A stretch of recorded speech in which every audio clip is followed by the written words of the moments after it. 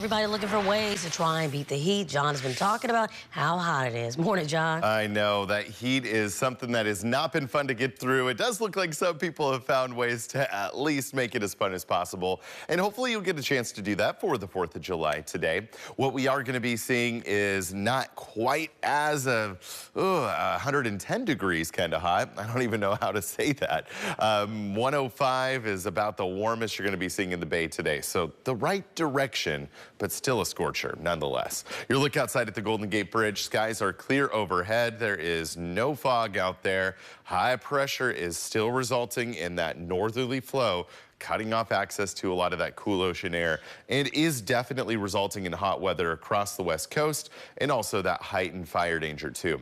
Today especially, being the 4th of July, with these red flag warnings remaining in effect for our upper elevations through tomorrow, we do have that heightened risk of fire danger. Any sort of fire start could result in a fast spreading blaze. So just make sure that whatever you're doing today, you're practicing fire safety first and foremost, as well as just keeping yourself cool, because with these excessive heat warnings still in effect across the region and heat advisories across the Bayshore, we have that risk of heat-related illness if you do too much exposure outside.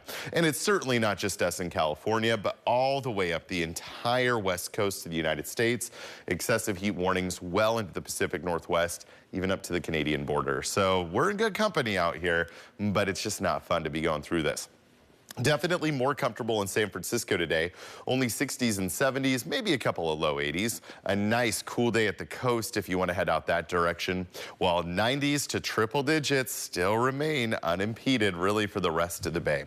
Looking at San Jose at 96 today, Morgan Hill at 101, Fremont 93, while Livermore at 102 today. Spots like Oakland up to Richmond will be in the low to mid 80s. Walnut Creek at 100 degrees. One of our hotter spots, Vacaville at 105, while Santa Rosa down through Santa Fe in the 90s. Of course, leaving it to the experts, the fireworks, that's the fire safe thing to do.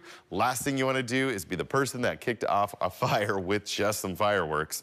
We do have some patchy bay fog to be expected tonight, really out towards the coastline. So otherwise really clear. This is great news for your fireworks display. Temperatures will be cooling pretty rapidly as we move into the evening.